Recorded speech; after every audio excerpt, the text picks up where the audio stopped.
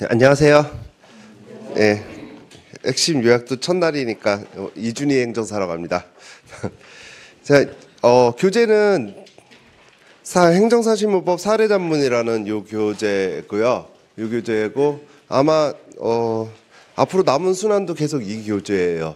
그러니까 앞으로 제가 하는 모든 수업은 기본서는 쓸 일이 없을 것 같고 그냥 계속 이 사례단문이라는 요 책 가지고 해요. 여기 기출문제까지 다 넣어놨기 때문에 물론 그 기출문제는 행정심판 쪽만 넣어놓기는 했지만 나머지 이제 비송이나 아니면 행정사법은 뭐 기출문제를 별도로 정리할 필요가 없이 그냥 다 단문이다 보니까 기출문제는 그 부분은 안 넣어놨고 기출문제 넣고 그 다음에 중간에 사례가 잔뜩 있어요.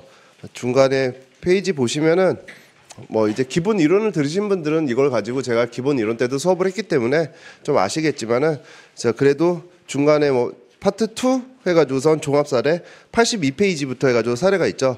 이거는 이번 순환 때는 안 해요. 그래서 이 종합 사례가 108페이지까지인가요? 82페이지부터 108페이지까지는 다음 순환의 목차 단문 잡기, 목차 뭐 단문하고 뭐 잡기, 뭐 뭘 할 때 잡는데 뭐 한 두 개 잡아요. 잡는데 그 잡는 그 수단 때가 아마 학원에서 단문과 그다음에 목차라는 게 아마 사례를 의미하는 걸 거예요. 그래서 그때 사례가 좀 중점적으로 들어가니까 그때 종합 사례는 활용할 거고 그다음에 진도별 모의고사 이제 여러분들 너무 먼 얘기긴 하지만 1차가 끝나고 진도별 모의고사 볼 때도 여기 있는 사례를 가지고 진도별 모의고사 볼 거예요. 그다음에 뭐 실전 모의고사를 보게 될 텐데 실전 모의고사는 여기 있는 사례를 뭐 쓸 수도 있겠지만은 중요한 사례 같은 경우는 쓸 수도 있겠지만은 아마 좀 새로운 사례가 나갈 것 같고 그렇게 해가지고서 이 책을 가지고 계속 쓴다고 보시면 돼요. 이 책이 그러니까 여러분들 시험장 갈 때까지 어떤 단권화된 어떤 서브 노트다 뭐 이렇게 생각을 하고 이걸 계속 반복해서 보시면 돼요. 중간에 사례 문제가 들어가고 그 다음에 행정심판도 사례가 들어가기 때문에 책 자체는 173페이지죠. 지금 아니 더 되네. 제가 너무 175페이지지만 뭐 한 70페이지 넘게 좀 빠진다고 생각하시면 100페이지 좀 넘는 양이에요. 그래서 뭐 그 정도 양이면은 아마 서브로는 그리고 보시면 알겠지만 중간중간에 공간이 좀 널찍널찍하게 있지 않나요? 그죠? 그래서 양 자체는 그렇게 많은 책은 아니에요. 또 걱정을 하시더라고요. 이것만 하면 그러니까 우리 학원 제가 뭐 우리 학원에서는 처음이니까 실무법이 근데 다른 학원에서 실무법을 할 때 이거 뭐 프린트로 나가고 그랬어요. 프린트로 나갔던 그런 자료를 조금 더 이제 뭐 주제 논점 토픽 같은 거 좀 더 추가해서 그래도 아무래도 책이다 보니까 시험하고 좀 관련이 없는 그런 토픽도 있긴 한데 그래도 빠질 수가 없기 때문에 그런 토픽을 좀 추가해 가지고서 냈는데 기본적으로 시험에 나오는 분량은 계속 이 자료를 활용했는데 가끔 물으시더라고요. 진짜 이것만 외우시면 되냐고. 그래서 제가 그랬어요. 이거 다 외우시면 저한테 오시라고 그러면 외울 거 더 드리겠다고. 그런데 지금 한 12년 차인데 12년 동안 단 한 번도 더 달라고 오신 분은 없어요. 그리고 여기 있는 내용을 정확하게 썼을 때 점수가 낮은 점수 나오신 분들은 거의 없을 거예요 아마. 그거는 제가 이게 확신은 못하고 그 확신은 못하는 게 제가 한 명 한 명 다 물어볼 수는 없었으니까. 자 아마 그래서 이것만 그냥 계속 반복해서 보고 이거 내용은 뭐 우리가 그냥 다 뭐 씹을 정도로 외우고 들어간다 뭐 이렇게 생각하시면 돼요. 강의 계획서가 있죠. 강의 계획서가 있는데 뭐 앞에 목표 전 이거 목표 쓰는 거 이런 거 되게 제일 힘들더라고요. 이거 목표는 지금 제가 말씀드린 것처럼 이거 계속 반복해서 보셔야 될 책이에요. 그러니까 그거 정리한다라고 생각하시면 돼요. 2페이지가 이제 강의계획서의 2페이지인데 아마 요 순서대로 나갈 계획이에요. 이 정도로 나갈 것 같은데 그 회차가 2회차 그러니까 다음 주가 좀 틀려요. 다음 주가 심판위원회에서 끝나는 게 아니라 심판 청구 효과 그러니까 직접 처분 전까지 해야 되기 때문에 책으로 따지면은 48페이지 정도까지. 그래서 심판위원회에서 끝나는 게 아니라 뭐 48페이지 정도까지 그 정도 나갈 것 같아요.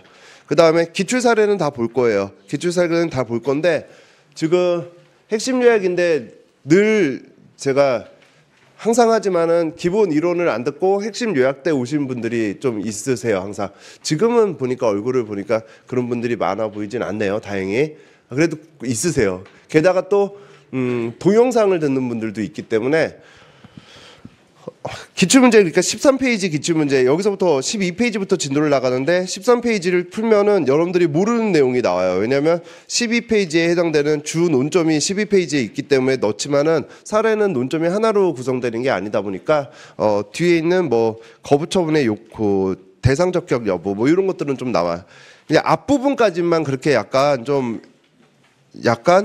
뒤에 있는 내용이 아마 나오고 그런 것들이 좀 있을 거예요. 이게 논점이란 거 하다 보면 없어지는데, 그래서 오늘은 나가는 분량이 피청구인까지잖아요. 그럼 피청구인까지 내용적인 것만 먼저 좀 보고 그러면은 한 2시간 정도는 볼 거예요. 그리고 난 다음에 다시 돌아가서 복습도 할 겸 해가지고선 기출 사례 풀고 그렇게 해가지고선 진도를 이렇게 2번 나갈게요. 그러니까 그 사례를 풀려면 어쩔 수가 없어서 그런 것 같아요. 지금 처음 듣는 분들도 계실 것 같아서. 자, 그 다음에 이렇게 한 장 정도씩 맨날 나갈 거예요. 아마 한 장, 중간에 뭐 행정사법이나 이런 데는 2장이 될 수도 있고, 뭐 하다 보면 1장 반 될 수도 있고, 근데 최대 2장은, 그러니까 4페이지가 넘지는 않게, 보통 아마 1장 정도씩은 나갈 것 같은데, 이 한 장이 여러분들이 집에 가서 외워 오셔야 될 숙제예요. 그러니까 이거 뭐 새로운 내용을 또 한 장 외우시고 이거 다음 주에 오실 때는 버리고 오세요. 이런 걸 쌓아놓아봤자 필요 없어요. 이거 그냥 버리세요. 제가 버리는 건 버리라는 얘기 잘하는데 버리세요. 그거 뭐 갖고 있어서 뭐예요?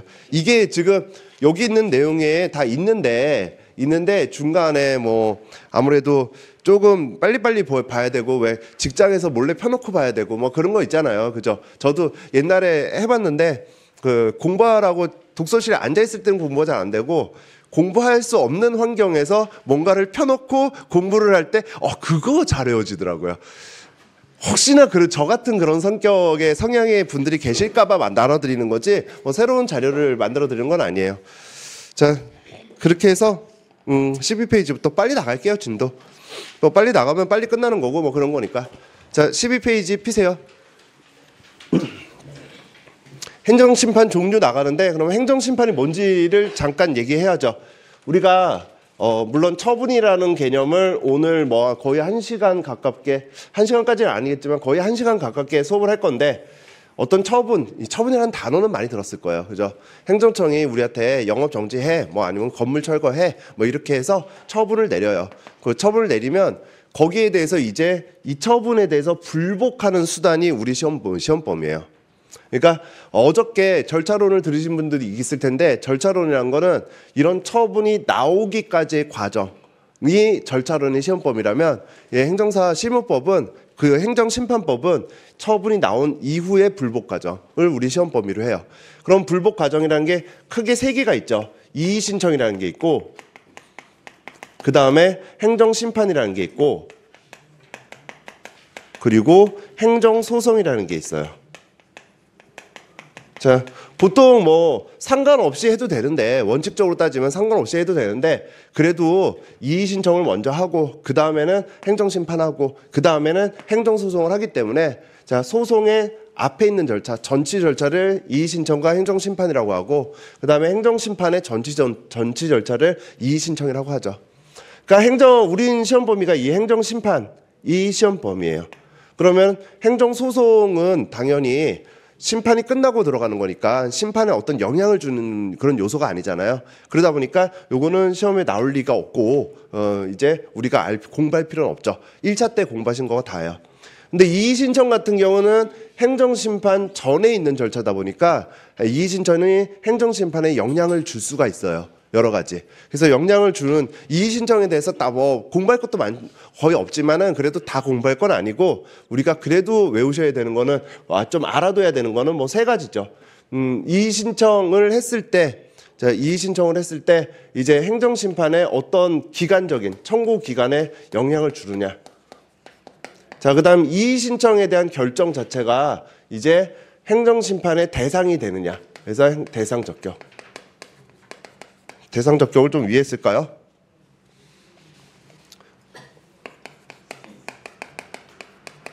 적격 부분하고 그 다음에 청구 기간 부분하고, 그리고 이 행정심판하고 틀린 것 중에 좀 대표적으로 우리가 기억해 놔야 될 것은, 이때는 처분 사유라는 것을 추가하거나 변경할 수 있느냐? 변경할 수 있느냐? 라는 문제, 물론 여기서 배우겠지만 라는 문제를 조금은 알고 계셔야 돼요. 지금 처음 듣는 분들은 무슨 말인지 모를 거예요. 근데 청구 기간은 44페이지인가 34페이지인가 뭐 나와 있고요. 그러니까 우리가 하다 보면 나와요. 지금 이의 신청을 별도로 장으로 정리할까 했는데 뭐 그럴 필요는 없고 청구 기간 부분은 이제 오늘 배울 거예요. 오늘 마지막 주제로 테마로 배우겠죠. 그래서 요 부분까지는 좀 잠깐 할 거예요. 그래서 요 34페이지에 있는 거고 처분 사유 추가 변경은 이것도 교재로 나와요. 기출 문제를 풀다 보면 언급이 되기 때문에 그 정도만 아시면 돼요. 그러니까 이의 신청 때는 그냥 별다른 제한 없이 처분 사유를 추가 변경할 수 있다. 44페이지인가 뭐 이렇게 있을 거예요 아마. 어떻게 외우냐고요? 제가 썼으니까 책을. 외우려고 제가 앞에 보고 왔어요. 사실 보고 왔는데 기억이 잘 안 나요.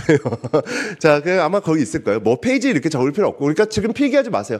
여러분들 제가 뭐 하다 보면은 얘기를 좀 많이 할 건데 뭐 예를 들어서 행정심판 종류와 뭐 여기서는 뭐 얘기할 거 없지만 뭐 14페이지에서도 뭐 얘기하고 뭐 15페이지 대상 적격할 때는 뭐 얘기할 게 좀 많아요. 막 얘기하면서 뭐 어떤 사건은 대상 적격을 인정합니다. 뭐 인정하지 않습니다. 뭐 이렇게 얘기를 할 거예요. 얘기할 건데 제가 좀 써놓으세요라고 하는 건 써놓으시고 만약에 그래도 필기를 하고 싶으면은 뭐 쬐끄맣게 필기를 해놓는다던가 아니면 별도의 연습장에 필기를 해놓으시다던가 그리고 책에다가는 최대한 필기 안 하세요. 안 하셔도 돼요. 왜냐면은 이거 모르는데 시험에 나오면은 그거 어떻게 해요?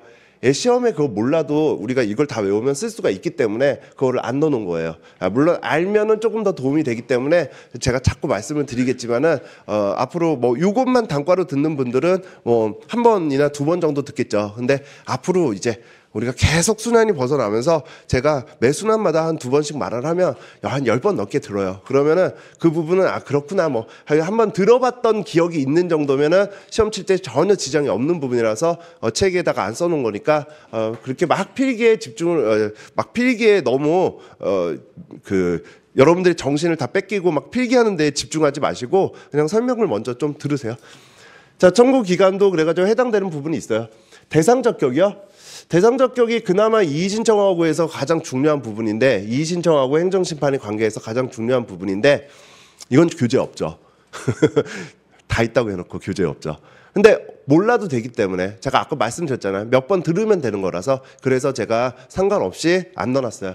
자, 대상 적격 이 부분은 좀 이따가 제가 할게요. 자, 그래서 이의 신청 부분을 우리가 별도로 정리하지 마시고 해당 부분에서 그때 알아두시면 되는 그 정도만 아시면 돼요. 일단 이의 신청은 처분을 내린 처분청에다가 하는 거예요. 처분청이 하는 거고 행정심판은 그 처분을 내린 처분청보다 한 단계 좀 위에 있는 행정심판위원회라는 데서 해요. 행정심판위원회가 어디에 있는지 뭐 다섯 군데를 우리가 분류를 해가지고 외울 건데 아무튼 행정심판위원회라는 데서 해요. 그래서 만약에 지문에서 이의 신청 처분청에다가 이의를 제기했다라고 하면 처분을 한 곳에다 이의를 제기했다라고 하면 그건 뭐 이의 신청이겠죠, 그죠? 자, 그다음에 우리 기출도 있지만 나중에 또 보겠지만 이의 신청이다, 행정심판이다 이렇게 딱 법조문은 명확하게 행정심판, 이의 신청 이렇게 나와 있는 법조문이 훨씬 많지만 아닌 법조문이 훨씬 많아요. 그러니까 불복한다라고 하면 공무원 같은 경우도 소청심사를 제기한다. 그러면 그건 뭐예요? 행정심판에 해당돼요. 뭐 그리고 토지수용 같은 경우도 토지수용은 이의 제기한다, 이의 신청한다라고 돼 있는데 그 이의 신청이 여기서 말하는 이의 신청이 아니라 행정심판에 해당돼요. 그런 식으로 법조문에는 우리가 이렇게 딱 보면은 이건 이의 신청이야, 이건 행정심판이야 이렇게 구분이 되지 않게 나와 있는 경우도 있어요. 그러면은 여러분들이 구분을 하실 수도 있어야 되는데 실제 문제가 나왔으니까 자, 심사가 있고 재심사가 있어요. 그 다음에 행정소송은 우리가 법원에서 하는 건 소송이니까 법원에서 하는 건 알겠죠, 그죠? 이의 신청도 그렇고 행정심판도 그렇고 한 번씩밖에 못해요. 그 사실에 대해서는 한 번씩밖에 못해요. 그러면 심사 청구를 했다, 재심사 청구를 했다 이렇게 나오면 심사 청구는 뭐고 재심사 청구는 뭘까요? 이거는 아무튼 우리가 법원에다 한 건 아니니까 뭐 어쩌고 위원회 어쩌고 저쩌고 근로복지공단 뭐 이건 뭐 공단이나 위원회에다가 했다라고 나오는데 자, 한 번씩밖에 못 한다면 이게 앞에 절차고 이게 그 다음 절차잖아요. 그러니까 심사는 당연히 이의 신청일 테고 재심사는 뭐 행정 심판에 해당되는 거겠죠. 그런 식으로 우리가 구별을 하면 돼요. 지금은 어려울지 모르겠지만 여러 번 하다 보면 아, 뭐 그런가 보다 하고 넘어가게 되니까 어렵게 생각하실 필요 없어요. 자, 그 중에 이제 이 행정 심판이라는 거가 종류가 3가지가 있어요. 행정 심판 일단 취소 심판. 그 다음에 무효 등 확인 심판, 그리고 의무 이행 심판. 이렇게 종류가 3개가 있어요. 자, 취소 심판 같은 경우는 처분을 취소해 주세요라고 하는 거예요. 그러니까 처분을 취소해 주세요라고 하는 거면 취소 심판의 대상, 우리가 다루고 있는 그 대상은 처분이겠죠, 처분. 그죠? 그 다음에 무효 등 확인 심판은 처분이 무효인 것을 확인해 주세요라는 거예요. 뭐 처분이 있어요, 처분이 없어요, 처분의 효력이 있어요, 처분의 효력이 없어요, 뭐 등등 아무튼 처분이 무효인 거를 확인해 주세요라고 하는 거예요. 그러면은 이것도 그 무효 등 확인 심판의 대상은 처분이겠죠. 그러면은 둘 다 처분인데 여기는 취소고 여기는 무효니까 무슨 차이가 있겠어요? 우리 1차 때도 외우겠지만 위법하다라는 얘기는 법을 위반했다라는 얘기죠. 그럼 그 위법하다라는 것 중에 이제 위법성이 어느 정도로 잘못됐느냐에 따라서 중대 명백설에 따라서 취소와 무효로 나뉜다고 돼 있어요. 그러면은 아, 정말 우리가 위법한 것, 진짜 중대하고 명백한 위법한 것을 확인해 주세요라고 요청을 할 때는 무효 등 확인 심판을 제기하는 거고, 그게 아니라 그냥 어느 정도 위법한 거는 취소 심판을 제기하겠죠. 그런데 자, 공무원이 처분을 하면서 정말 중대하고 명백한 잘못을 할 리는 거의 없어요. 그죠? 그 다음에 그런 잘못을 했다고 하더라도 국민 입장에서 봤을 때는 이게 무효인지 취소인지 잘 몰라요. 그러니까 대부분 다 취소 심판을 제기하죠. 그리고 무효 등 확인 심판은 재결례도 거의 없어요. 그러니까 시험 문제로 무효 등 확인 심판이 나올 리는 없죠. 그러니까 이런 경우가 있죠. 행정심판 종류를 쓰세요라고 할 때 이제 취소심판, 무효등확인심판, 의무이행심판이 있습니다 라고 한 줄 쓰는 거에 그냥 한 줄 쓸 때 필요한 거지 뭐 무효등 확인심판을 막 이렇게 나눌 리는 없어요. 자, 그래서 요거는 지우고, 그 다음에 의무이행심판이라는 거는 의무를 이행해 주세요. 그러니까 행정청이 뭐를 해주세요. 왜 아무것도 안 하고 있어요? 라는 거는 뭐 어떨 때일까요? 항상 국민이 신청을 했을 때일 거예요. 자, 신청을 했는데 하면은 거기에 따라서 행정청, 공무원은 뭐를 해야겠죠. 해야 되는데 안 하고 있는 거. 해야 되는데 정말 안 하고 있는 거. 그걸 우리가 부작이라고 할 테고. 그 다음에 해야 되는데 해줘야 되는데 못 해주겠다고 하는 거. 그러니까 이거는 해준다 못 해준다 아무 말도 없는 거. 그 다음에 해줘야 되는데 못 해주겠다고 하는 거. 그럼 그걸 거부라고 하겠죠. 거부도 아무튼 행정청에서 의사를 표명한 거니까 이것도 거부도 처분이 될 거예요. 자, 그래서 의무이행심판은 너 신청했는데 왜 안 하고 있어? 뭐 해줘. 의무이행해. 신청해서 해줘야 되는데 너 왜 안 하고 있어? 왜 못 해준다고 해? 의무이행해. 이런 거기 때문에 의무이행심판은 거부처분과 그 다음에 부작위를 대상으로 해요. 자, 그러면 지금 어떤 문제가 생기냐면 의무이행심판도 거부처분, 처분을 대상으로 하네요. 그죠? 근데 취소심판도 처분을 대상으로 하네요. 그러면 처분은 우리가 여러 가지 뭐 처분의 유형설에서 뭐 학자들은 뭐 5가지로 나누고 그러지만 우리가 시험에서 그냥 외워야 될 거는, 알아야 될 거는 자, 적극적인 어떤 처분과 그 다음에 소극적인 처분. 그래서 요게 거부처분이에요. 그러면 처분을 대상으로 하고 있는 취소심판은 결국 거부처분도 다룰 수 있다는 얘기죠. 그죠? 그러면 거부처분이라는 것은 지금 제가 지웠지만 거부처분이라는 것은 심판 대상, 어떤 유형의 심판 대상이 될까요? 취소심판의 대상이 될 수도 있고, 그게 정말 중대하고 명백한 하자가 있으면 무효등 확인심판의 대상이 될 수도 있고, 그 다음에 소극적으로 해야 되는데 못 해주겠다고 했으니까 의무 이행해라 라는 의무 이행 심판의 대상일 수도 있는 거죠. 거부 처분은. 그죠? 그러니까 거부 처분은 걸리는 논점이 너무 많아서 시험 문제, 논술형 시험 문제로 한 10번 내면 한 7번 정도는 거부 처분이 대상으로 나와요. 뭐 그 정도로 거부 처분이 유명하죠. 자, 그래서 지금 보시면은 심판의 종류 행정심판의 종류는 바로 작년 문제였어요. 작년 문제였기 때문에 올해 또 다시 나온다기보다는 그냥 종류가 취소심판, 무효등 확인심판, 그 다음에 의무 이행심판이 있구나, 이 정도만 여러분들 밑줄 치지 말고 그냥 한번 눈으로 지금 저랑 같이 보시면 돼요. 취소심판, 위법 부당한 처분을 대상으로 해요. 위법 부당한 처분을. 그 다음에 그래서 취소하거나 변경하는 행정심판, 왜냐하면 취소심판의 재결은 이제 인용 재결이 나왔을 때 취소 재결도 있고 변경 재결도 있고 그 다음에 변경 명령 재결도 있기 때문에 취소 또는 변경하는 행정심판을 우리가 취소심판이다 이렇게 얘기를 해요. 행정심판의 대상을 거부 처분을 가지고 심판 종류를 고르세요라는 문제는 나왔지만 재결을 가지고 어떤 재결을 내려야 됩니까? 행정심판을 제기했을 때 어떤 재결을 내려야 됩니까? 뭐 이런 문제가 나온다면 그것도 심판 종류별로 해줘야 되기 때문에 이런 종류가 있다라는 건 알아두셔야 돼요. 자, 취소심판, 위법 부당한 처분을 대상으로 해요. 무효등 확인 심판, 이건 그냥 무효, 처분의 존재 여부, 효력 여부에 대해서 확인해 달라는 거예요. 이건 그냥 밑에 읽으실 필요 없어요. 자, 넘어가셔서 의무 이행 심판, 위법 부당한 거부 처분이나 부작위에 대해서 일정 처분을 요구하는 거. 자, 의무를 이행해 주세요. 일정한 처분을 해 주세요. 라고 요구하는 게 의무 이행 심판이에요. 되셨죠? 자, 넘어가셔서 기출문제는 좀 이따가 볼게요. 행정심판 청구의 적법성. 자, 14페이지예요. 이렇게 행정심판을 우리가 처분이 나왔을 때 행정심판을 제기한다라고 하면 어떤 절차를 거치게 되냐면, 자, 일단 행정심판 심판 청구를 하죠.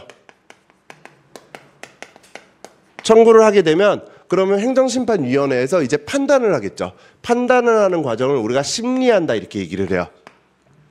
심리에는 일단 요건부터 먼저 따져야 되고, 심판을 청구했을 때 그 청구의 요건을 갖췄는지 그 요건을 따져야 되고, 그 다음에는 그러면은 이 처분이 위법한지 적법한지 부당한지 적당한지를 따지는 거, 그거를 본안이라고 해요. 그래서 본안에 대한 판단을 해요. 그리고 난 다음에는 이제 판단을 했으니까 판단의 결과가 나와야죠. 그 결과를 우리가 재결이다 이렇게 얘기를 하죠.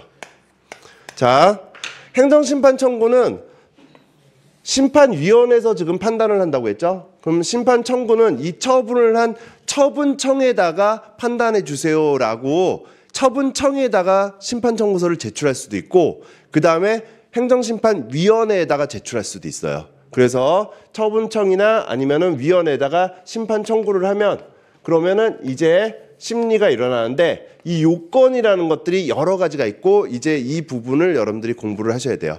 그러면 요건을 갖췄다라고 하면 청구가 적법하다 이렇게 얘기를 해요. 요건을 갖췄다라고 하면 청구가 적법하다. 그 다음에 본안에서 처분이 위법하다라고 하면 이 처분이 위법해요라고 청구를 한 청구인이 주장한 것이 맞다라는 얘기잖아요. 청구인의 주장은 처분이 위법하다, 부당하다를 주장한 거기 때문에, 그래서 본안 판단은 뭐라고 얘기하냐면 주장이 타당하다, 주장의 이유가 있다 이렇게 얘기를 해요. 자, 요건은 뭐라고요? 요건을 다 갖추면 청구가 적법하다 이렇게 얘기를 하고, 본안에서 처분이 위법 부당한 게 밝혀지면 주장의 이유가 있다, 그 다음에 주장이 타당하다 이렇게 얘기를 해요. 근데 요건을 갖췄으니까 본안으로 넘어갔겠죠. 그래서 요건을 갖추고 본안까지 가가지고선 처분이 정말 위법 부당해서 취소가 된다면 그때는 이제 인용된다. 그래서 인용 재결이 나왔다 이렇게 얘기를 해요. 그러니까 여러분들이 사례 문제를 풀 때는 뭐를 풀라고, 뭐를 여기서 쓰라는 건지는 항상 맨 뒤쪽에 써져 있어요. 질문에 써져 있는데, 자, 정리를 해볼게요. 일단은 어쩌고 저쩌고 하고 사례가 써져 있는데, 사례 문제에서 청구의 적법성을 검토하시오. 검토하시오. 이렇게 문제가 나오면은 이거는 뭘 생각해 보라는 얘기예요? 뭘 쓰란 얘기예요? 요건을 갖췄는지를 판단해 보라는 얘기예요. 그죠? 그다음에 주장이 타당한지를 또는 주장에 이유가 있는지를 또는 주장이 적합한지를 뭐 하여튼 주장의 타당성을 검토하시오. 이렇게 묻는다면 이거는 본안에 대해서 생각해 보라는 얘기예요. 그죠? 자, 그다음에 이 청구인이 행정심판을 청구했습니다. 행정심판이 인용될 수 있는지를 검토해 보세요. 인용 여부를 검토해 보세요. 라고 묻는다면 그거는 약간 이렇게 첫날 이거 지금 우리 동영상 찍고 있는데 오픈되는 건데 공개인데 그래도 이건 좀 미친 문제죠. 왜 미친 문제냐면 우리 시험 문제가 10분 안에 그러니까 20분이면 20점이면 10분 안에 써야 되는데 자 인용을 검토하세요라고 하면 뭘 얘기해 보라는 얘기예요? 요건을 갖추고 본안에서 주장이 타당한지도 다 써보라는 얘기죠. 그러니까 다 써보라는 얘기인데 이렇게 물었던 문제가 몇 번 있었죠. 자, 그러니까 맨 끝을 먼저 보셔야 돼요. 청구가 적법합니까? 라고 물어본다면 위에 써져 있는 것 중에 행정심판을 요건을 갖추고 있는지 판단해 보라는 얘기구나. 그 다음에 주장이 타당한지를 검토하세요 라고 하면 처분의 위법성 여부에 대해서 한번 판단해 보라는 얘기구나. 그 다음에 인용이 될지 검토하세요. 인용이 될지 여부를 검토하세요 라고 한다면 요건도 갖추고 청구가 적법하고 그 다음에 그 처분 자체가 위법한지도 검토하라는 얘기구나. 자, 이렇게 우리가 보시면 되고 그러면 요건이라는 것들은 어떤 것들이 있냐? 이제 다음 주 초반까지 해가지고선 쭉 배울 내용이에요. 쭉 배울 내용인데 기본적으로 청구인으로서의 자격이라는 청구인 적격이 있어야 되고 그 다음에 행정심판 대상에 해당되는 대상 적격이 있어야 되고 그 다음에 상대방 처분을 내린 피청구인의 적법한 자격이 있어야 되고 그 다음에 청구 기간 내에 우리가 행정심판을 제기했어야 되고 그 다음에 아까 조금 전에 얘기했지만 행정심판은 한 번만 할 수 있다고 했어요? 여러 번 할 수 있다고 했어요? 한 번 할 수 있다고 했죠. 한 번. 그러니까 재심판 청구가 아니어야 돼요. 그 다음에 다른 법률에 특별한 구제 절차가 있다면 다른 법률의 그 구제 절차를 따르는 거지 행정심판 대상으로 삼고 있지는 않아요. 그래서 뭐 다른 법률에 특별한 구제 절차도 없어야 되죠. 자, 이런 것들을 다 갖추고 있으면 어떻게 돼요? 요건, 청구가 적법하다 이렇게 얘기를 하죠. 자, 그래서 청구의 적법성을 논하세요라는 문제가 만약에 나온다면 이제 사례 문제에서 만약에 나온다면 주 논점은 하나 내지 두 개일 거예요.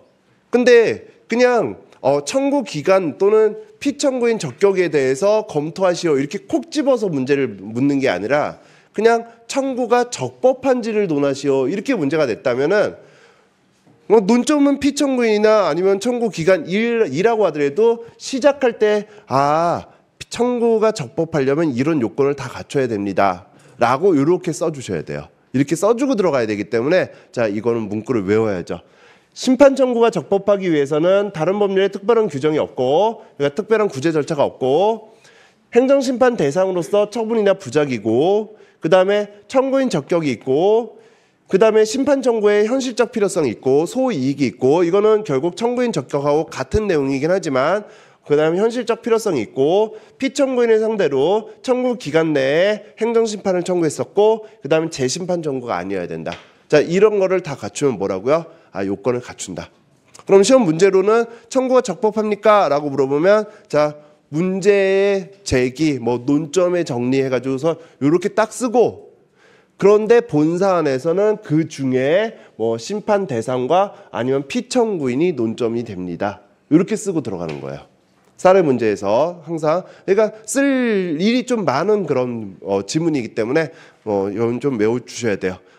이거를 못 썼다라고 했을 때 시험에서 떨어졌다 그런 건 아닌데 이렇게 다 쓰고 논점을 정리하면 일단 첫 시작 스타트부터 예뻐지기 때문에 점수가 한 1, 2점은 그냥 내가 좀 올라갈 수 있겠구나 그런 1, 2점 먹기 위해서 외우는 그런 지문이에요. 자, 근데 그 1, 2점이 중요한 게 아니라 여러분들 심판 요건이라는 게 머릿속에 이렇게 스크린처럼 잡혀 있어야 되기 때문에 이런 것들은 몇 번 읽어보셔야 돼요. 행정심판 청구와 적법하기 위해서는 어떻게 해야 된다고요? 심판 청구와 적법하기 위해서는 보면서 읽으셔도 돼요. 제가 굳이 머리 들이밀면서 가리고 있지 않잖아요. 그죠? 그 얘기는 뭐예요?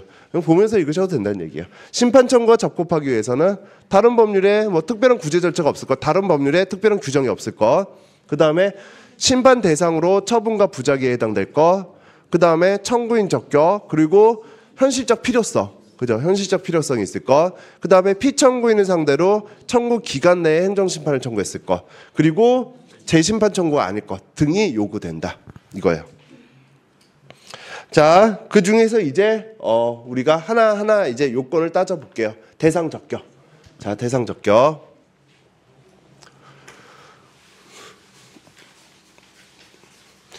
지금 제가 좀 필기를 좀 여러 개 할 거예요. 할 건데 역시 그냥 뭐 필요하시면은 이 부분은 뭐 필요하시면 적으셔도 되는데 그냥 편안하게 들으셔도 돼요. 자, 우리 행정작용이라는 게 있죠.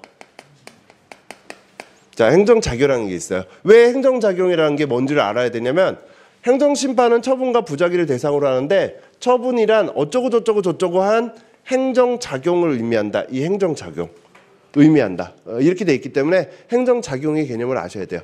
1차 시험 지금 1차 공부를 한 번도 한 적 없는 분. 1차 공부 나는 2차부터 먼저 시작하고 1차를 시작한다. 예, 뭐 그런 분들은 모르실 수 있겠지만 1차에서 우리가 기본 이론을 기준으로 하면 뭐 한 3주, 4주 정도에 걸쳐서 배우고 있는 게 행정작용이에요. 자, 그래서 1차를 했는데 뒷부분부터 들어왔다라고 하면 뭐 아는 거랑 똑같은 그런 형태겠죠. 자, 행정작용이라는 게 있어요. 이거는 그냥 어렵게 생각하지 마세요. 국가작용, 국가가 하고 있는 것들 다. 이준이가 뭐 하고 있는, 제가 지금 손짓 하나 했다. 이게 작용이잖아요, 작용. 제가 뭐 발짓을 했다. 그럼 작용이잖아요. 그러니까 행정에서 나오고 있는 모든 현상, 모든 일, 모든 하고 있는 그런 행태, 이런 거를 다 행정작용이라고 해요. 그 중에서 이제 행정법에서 공부해야 될 것들이 이제 여러 것들이 있죠. 여러 것들이 있는데, 자, 쭉 보면 뭐 행정입법이라는 것도 있고, 그 다음에 행정행위라는 것도 있고, 그리고 뭐 행정지도라는 것도 있고, 그리고 행정계획이라는 것도 있고, 뭐 그런 쭉 것들이 있어요. 이런 것들 엄청나게 많아요. 아까 이의신청은 어떻게 될까요? 이의신청에 대해서 결과가 나왔으면? 아까 처분에 대해서 우리가 행정심판 제기하기 전에 이의신청한다고 했죠. 이의신청하면은 그걸 보고 판단을 했을 거 아니에요. 그죠? 이의신청 어디다 한다고 했어요? 처분청에다 한다고 했어요. 처분청은 행정이에요? 사법이에요? 입법이에요? 행정이죠. 그럼 이의신청 결과도 뭐예요? 행정작용 중에 하나겠죠. 그죠? 뭐 이의신청 그러면 우리가 여기다가 써볼까요? 이의신청에 대해서 여러 가지 얘기해야 되니까. 물론 행정작용의 분류 중에 있는 건 아니에요, 이의신청은. 근데 이것도 뭐 행정작용일 수 작용이죠. 그죠? 자, 이 행정작용은 이런 거고, 처분은 뭐냐면, 처분이란 거는 심판의 대상을 처분이라고 해요. 심판은 처분과 부작위를 대상으로 한대요. 이때 부작위는 무슨 심판의 대상이 될까요? 의무이행심판의 대상이 됐겠죠. 처분은 취소심판도 되고 무효동항인 심판도 되고 거부처분도 처분이니까 거부처분이라면 의무이행심판의 대상도 되고, 아무튼 처분과 부작위를 대상으로 한대요. 근데 그 처분이라는 게 뭐냐면 행정청이 행하는 어떤 구체적 사실에 관한 법 집행으로 공권력 행사, 그다음에 그 공권력 행사와 그 거부니까 그 공권력 행사와 어떤 동급인 거부, 그죠? 그다음에 그 밖에도 이에 준하는 수많은 행정작용을 다 의미한대요. 그러니까 자, 이 수많은 작용 중에 처분이라는 거는 행정심판의 대상이 되는 거예요. 대상이 되는 건데 이 중에 모든 게 아니라 공권력 행사,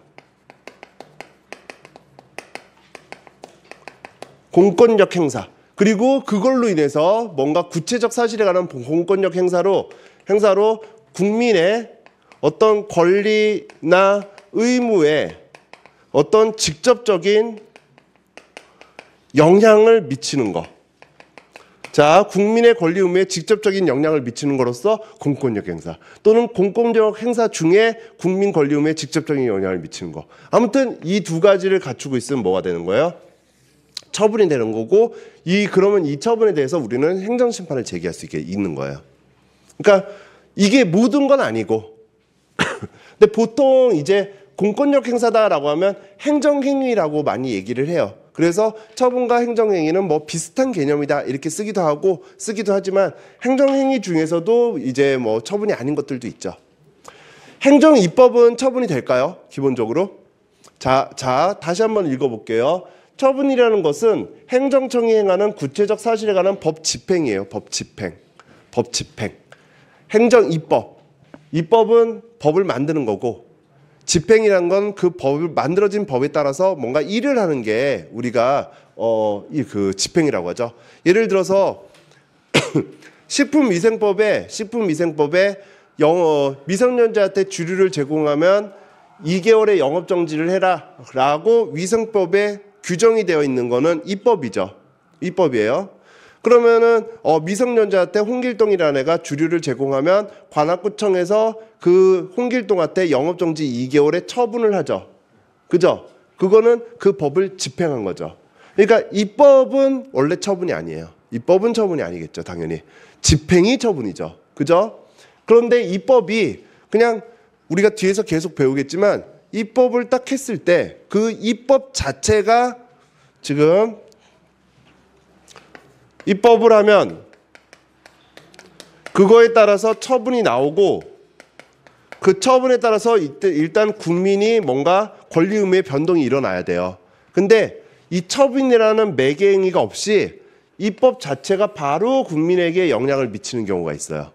그걸 우리가 뭐 처분적 입법이다 이렇게 얘기를 해요. 그러니까 그런 경우는 예외적으로 처분이 되겠죠. 나오는 것들이 이제 많이 나오는 게 두밀, 분교, 폐지, 조례라든지 아니면은 우리가 뭐 요양 급여, 비급여, 목록, 고시라든지 아니면은 청소년 유해 매체물 고시라든지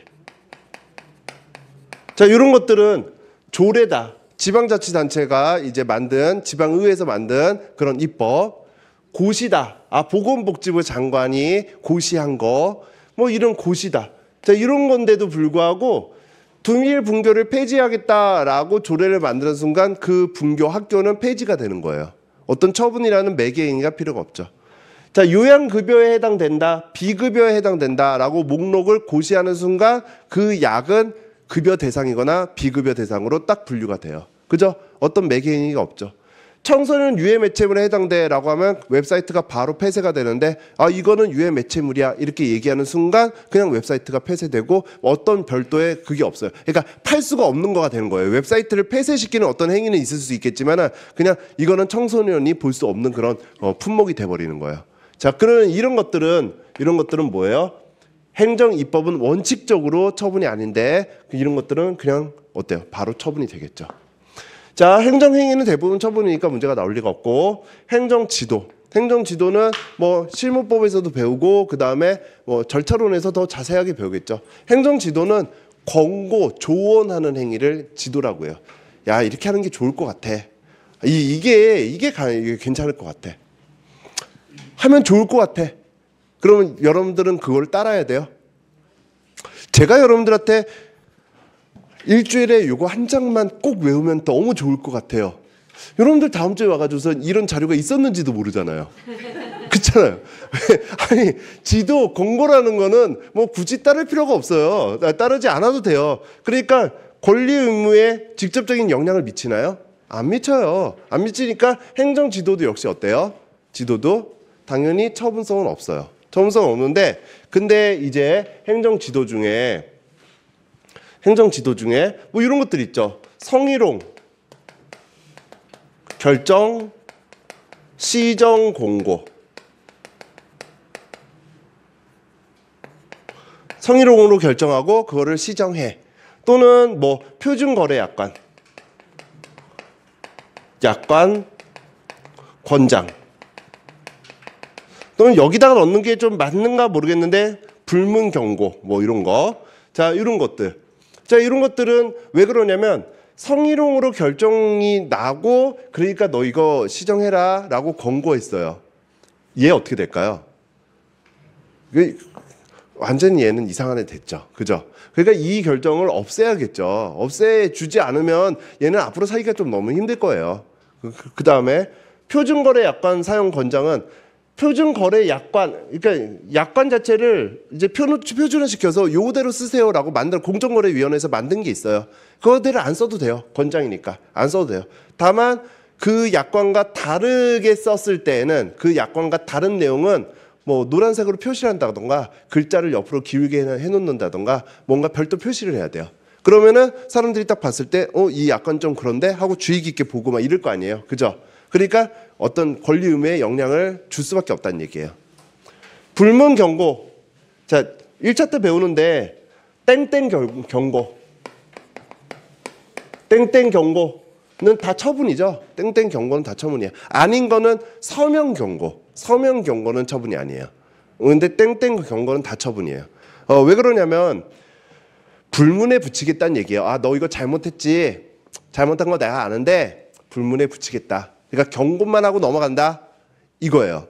근데 이게 왜 권리 의무에 영향을 미치냐면 불문 경고를 받으면 다음 승진 대상자에서 벗어난다든지 아니면 뭐 성과급이 낮춰진다든지 그냥 이 사람을 징계를 하지는 않지만은 뭔가 불이익이 있어요. 그러니까 땡땡 경고는 이건 처분성이 있어요. 근데 그래요. 땡땡 경고는 처분성이 있는데 서명 경고는 이게 서명 경고도 처분성이 있을 수는 있는데 유일한 판례가 서명 경고가 하나가 딱 있는데 그 서명 경고가 어떤 경고였냐면 그냥 상급자가 하급자한테 포스트잇 같은 거 붙여놓은 거예요. 야, 너 앞으로 똑바로 해라. 뭐 이런 거 포스트잇 붙여놓은 거예요. 포스트잇 받았으니까 기분은 나쁘죠. 근데 그게 무슨 어떤 영향을 미치냐고요. 그죠? 아무런 영향을 미치지 않잖아요. 그걸 갖고 이제 기분이 나쁘니까 심판 소송을 제기한 거죠. 제기했더니 이제 판사가 그걸 포스트잇 경고 뭐 이렇게 쓸 수는 없잖아요. 그러니까 서면 경고 이거는 그냥 단순하게 그 사실을 알린 거기 때문에 이거는 처분성이 없다. 뭐 이렇게 얘기한 거죠. 그러니까 땡땡 경고 이런 것들은 그냥 경고는 빼고 길게 해놓고 뺀대요. 자, 이런 것들은 어때요? 처분성을 가져요. 자, 원래 안 되는데 행정계획은 어떨까요? 행정계획은 이거는 제가 여기다가 노란색을 안 쓸 거예요. 안 쓸 건데 계획은 말 그대로 계획이에요. 계획. 그죠? 어떤 거를 계획으로 잡았느냐에 따라서 여러분들 그 계획의 내용에 따라서 권리 의무에 직접적인 영향을 미칠 수도 있고 안 미칠 수도 있어요. 예를 들어서 국가가 전체적으로 앞으로 우리나라는 굉장히 깨끗하고 그다음에 어떻게 하게 하는 그런 국토를 실현하겠다라는 그냥 추상적인 계획을 세웠으면 그 계획은 아무런 영향을 안 미치겠죠. 근데 그 계획에 따라서 국교부가 그래서 여기는 다리를 놓고 여기는 지하철을 놓고 이런 거를 계획으로 만들면요. 그 주변에 있는 땅 못 판다거나 가격이 오른다던가 뭔가 직접적인 영향을 미칠 수 있겠죠. 그러니까 계획은 그 계획의 내용이 뭐냐에 따라서 처분이 있을 수도 있고 아닐 수도 있고 이렇게 돼요. 그죠? 굉장히 길었으니까 이거 필기하고 싶고 그렇죠. 지금 여러분들 필기하고 싶고 나 그러면 이거 어떻게 해야 되나 이런 거 어떻게 외워야 되나 싶죠.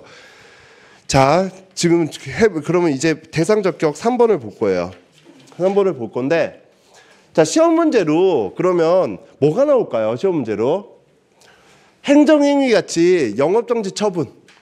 야, 너 영업하지 마. 건물 철거해. 건물하지 마. 이런 하명이라든지 이런 것들이 시험 문제로 나올 리는 없어요. 영업정지 처분을 내렸다. 대상 적격에 대해서 쓰세요. 지가 처분이라고 해놓고 지가 왜 처분지를 쓰라고 하는 문제가 왜 나오겠어요? 말이 안 되잖아요. 그죠?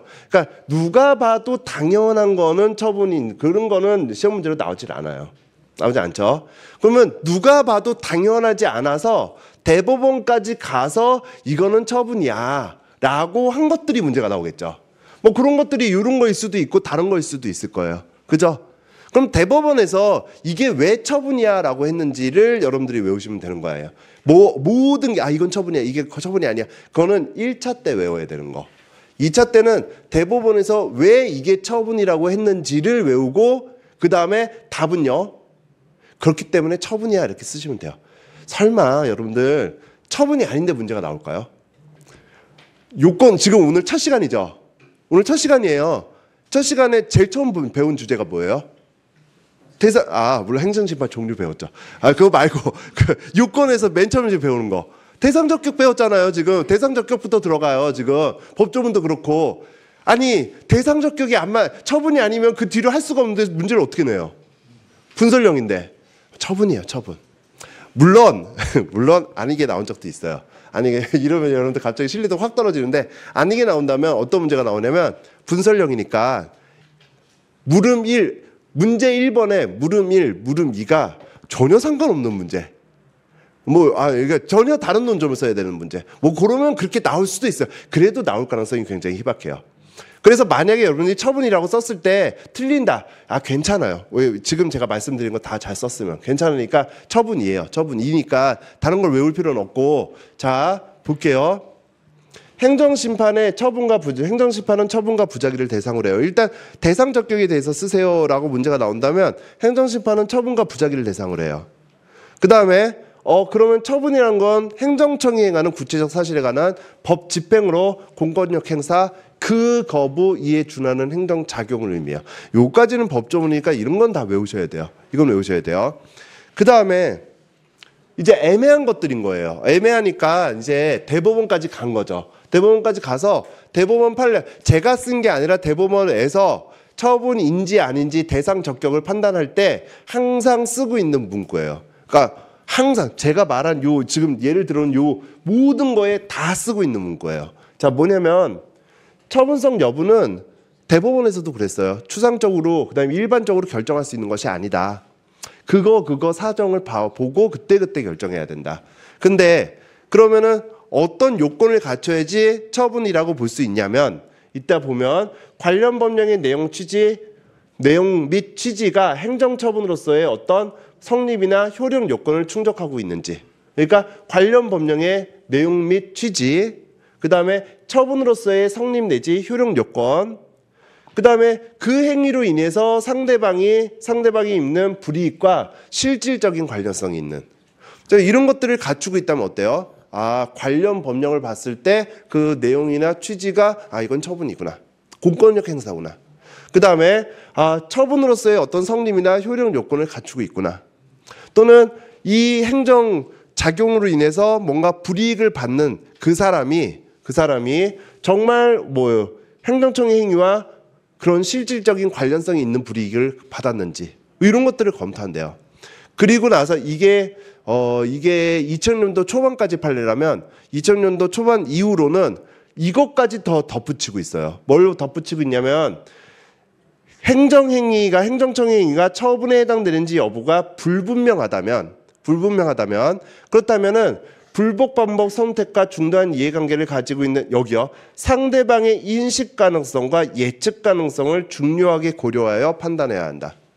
이 말이 어려울지 모르겠는데 상대방의 인식 가능성과 예측 가능성이라는 거는 인식 가능성과 예측 가능성이라는 것은 지금 누구의 생각이라는 얘기예요.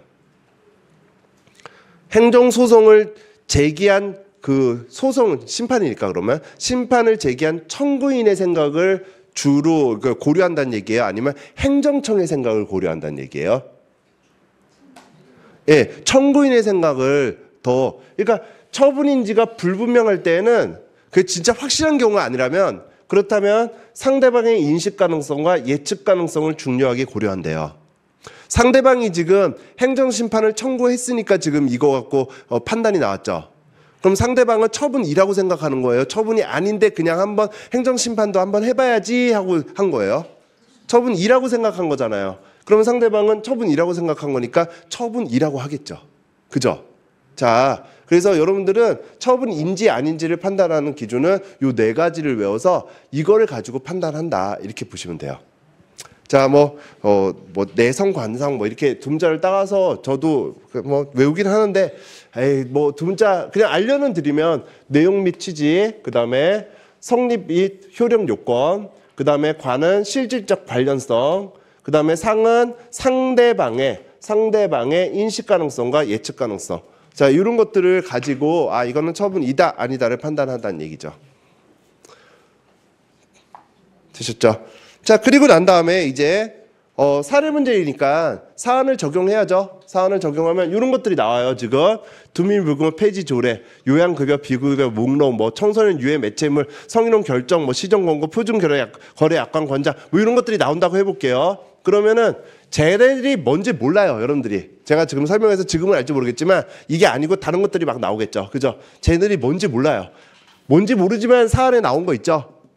그거를 쓰고 그다음 뭐라고요? 그 자체로서 직접 국민에 대해서 구체적인 효과를 발생시키기 때문에 뭐 구체적인 효과를 발생해서 특정한 권리 의무를 형성하게 하는 경우에 해당하므로, 그러니까 그 자체로서 직접 국민의 권리 의무에 직접적인 영향을 국민의 권리 의무에 영향을 미치기 때문에 그래서 행정심판의 대상이 된다 이렇게 써주시면 돼요. 되셨어요? 자, 대상 자격 뭐가 나오더라도 뭘 쓴다고요? 뭐가 나오더라도 일단 행정심판의 대상은 처분과 부작위를 대상으로 한다. 처분은 행정청이 행하는 구체적 사실에 관한 법 집행으로서 그 다음에 공권력 행사, 그 거부, 이에 준하는 행정작용이다. 근데 처분인지 대상 적격에 해당되는지 여부는 일반적으로 추상적으로 결정할 수 있는 문제는 아니고 우리가 어떤 요건을 가지고 판단한다고요? 내는 뭐예요? 내 관련 법령의 내용과 뭐 목적, 취지, 그 다음에 성립 요건, 그 다음에 효력 요건. 자, 처분으로서의 성립인 내지 효력 요건. 그 다음에 관은요. 그 행위로 입은 불이익을 입은 상대방의 그 불이익과 그 행위와의 실질적인 관련성. 그 다음에 상은 상대방의 예측 가능성, 인식 가능성을 고려해서 우리가 판단을 해요. 그러면 사안 해결은 어떻게 써요? 사안 해결은 그러니까 지금 사안 문제로 내온 그 작용 있잖아요. 작용. 그죠? 그 작용은 그 자체로서 직접 국민에게 국민의 권리 의무에 영향을 미치기 때문에 대상에 해당된다. 이렇게 쓰시면 돼요. 자, 이의 신청했으니까 이의 신청 갖고 한번 더 해볼게요.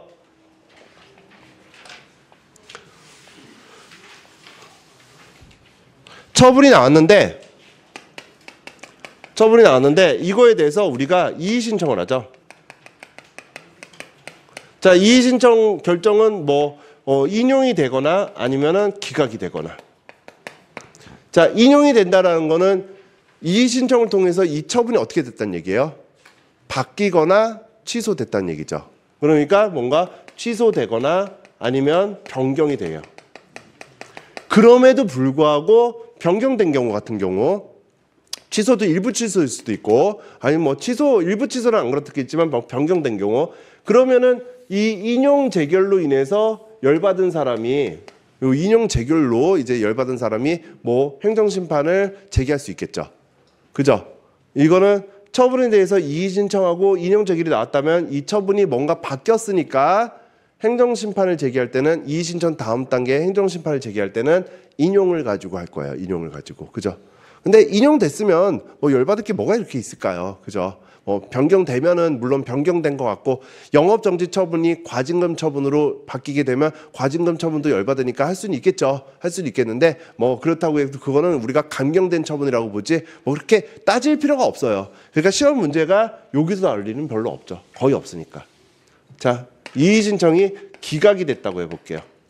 기각이 됐다는 얘기는 이 처분이 어떻게 됐다는 얘기예요? 이 처분이 요거를 A라는 처분, 요 처분이 A가 그대로 유지되고 있다는 얘기예요. 유지되고 있으니까 원칙으로 행정심판을 제기할 때는 뭘 갖고 행정심판을 제기할까요? 원칙적으로는 A라는 처분을 가지고 행정심판을 제기하겠죠. 자, 그래서 A라는 처분을 대상으로 삼을 거예요. 그러니까 요게 기각을 B라고 한다면 B가 아니고. 그죠? 그러면 행정기본법이 만들어지기 전에는 어떤 문제가 발생을 하냐면 우리가 아직 안 배웠지만 행정심판은 아까 청구 기간 내에 행정심판을 제기할 것이라는 요건을 제가 말씀드렸어요. 행정심판은 90일 180일 안에 해야 돼요. 그러니까 알게 된 날로부터 90일, 그 다음에 있은 날로부터 180일. 이의 신청을 했다라는 거는 알았다는 얘기예요? 몰랐다는 얘기예요? 알았다는 얘기예요. 그러면 지금 이게 처분을 안 날이라고 하면 보통 안 날로부터 90일은 이의 신청까지 거치고 나면은 대부분 지나갈 때가 많아요. 그러면 이의 신청을 했더니 행정심판을 할 수 있는 그 청구 기간이 지나가 버린 거죠. 그죠? 지나가 버리면은 자, A 처분을 가지고 행정심판을 해야 되는데 더 이상 심판을 못 하게 되는 청구 기간 때문에 못 하게 되는 그런 일들이 굉장히 많았어요. 많아서 이제 행정기본법을 만들어서 행정기본법, 자, 여러분들 앞에 교재를 잠깐 볼게요. 지금 이 부분을 잠깐 할 거니까. 교재를 보면은 자, 34페이지 보세요. 34페이지. 34페이지. 원칙 돼가지고선 행정심판 청구는 처분이 있음을 알게 된 날로부터 90일, 그 다음에 처분이 있은 날로부터 180일 이내에 제기해야 한다. 이런 요건이 있죠. 근데 그 밑에 2번 볼게요. 2번. 이의 신청을 거친 경우 청구기간, 이의 신청 결과를 통지받은 날로부터 90일 이내 행정심판을 제기할 수 있다라고 행정기본법에 실어놨어요. 이제는. 근데 이게 행정기본법이 23년에 시행이 됐기 때문에 23년 전까지는 어땠을까요? 23년 전까지는 행정기본법 적용이 안 받으니까 처분을 갖고 이의 신청을 했는데 이의 신청 이의 신청하고 이래저래 시간이 흐르다 보니까 90일이 처분을 안 날로부터 90일이 넘어가 버리면 행정심판을 못하는 그런 여러 가지 상황들이 발생한 거예요. 그 여러 가지 상황들이 발생을 하니까 이제 뭐라고 얘기를 했냐면 소송에서 자 기각이 되면 A가 그대로 유지된 거기 때문에 A 처분을 그대로 우리가 심판이나 소송의 대상으로 삼아야 되는 게 원칙이지만 자, 여기로 올게요. 다시 여기로 와서 원칙이지만 소송에서 이랬어요. 그러니까 그건 소송이고 심판에서 이랬다고 해볼게요. 행정심판은 처분과 부작위를 대상으로 한다. 처분은 구체적 사실에 관한 법집행으로서 공권력 행사 어쩌고저쩌고다. 그리고 난 다음에 그 다음에 자, 처분성 여부는 추상적 일반적으로 결정할 수 없고, 그러니까 이의 신청의 결정이 기각 결정이 나왔다고 해서 그냥 무조건 처분이 아니라고 볼 수는 없고, 그 관련 법령의 내용과 취지, 처분으로서의 성립 또는 효력 요건, 그 다음에 상대방과의 불이익과의 실질적 관련성, 그 다음에 상대방의 어떤 인식 가능성과 예측 가능성, 이런 것들을 고려해서 처분인지를 판단한다. 그래서 자, 이의 신청 결정이 이의 신청의 기각 결정, 그것도 그 자체로서 직접 국민에게 영향을 미치기 때문에 그래서 행정심판의 대상이 된다. 이렇게 얘기를 했다고요. 되셨어요? 자, 이의 신청에 대해서 제가 기본 이론 때는 1차 통지, 2차 통지 막 이러면서 본질적인 내용의 변화가 있다. 그다음에 신청이 있었다 없었다 이런 얘기를 제가 많이 했어요. 많이 했는데 기억이 나시면은 그냥 이해하는 데 도움이 되는 거고 기억이 안 나시더라도 전혀 상관없어요.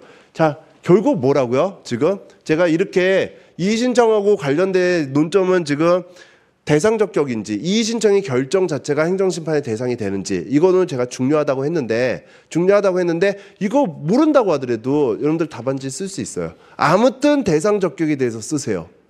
라고 하면 무조건 뭐라고 쓴다고요? 1번 행정심판 대상은 처분과 부작위를 대상으로 한다. 자꾸 하지만 처분은 행정청의 법집행으로서 구체적 사실에 관한 법집행으로서 공권력 행사 그 거부에 준하는 행정작용이다.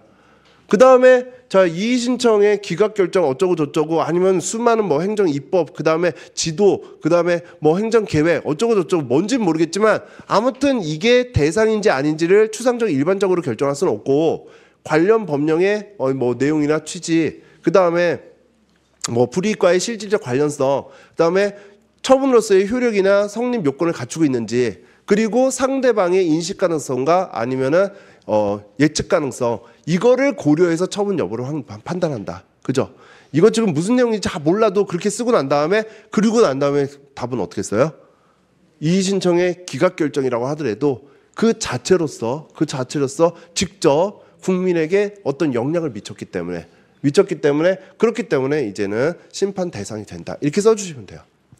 자, 이의 신청이 그 대상이 나왔다면은 기각 결정이 나왔다면은 분명히 그거는 처분 인거로 나올 거예요. 이게 처분이 아닌 걸로 나오면 문제를 낼 이유가 없어요. 낼 이유가 없기 때문에 그냥 그렇게 쓰면 되고 그냥 그렇게 써도 되는 거는 판례도 그렇게 얘기를 했기 때문에 그래요. 자, 잠깐 쉬었다가 4번 거부 처분부터 나갈게요.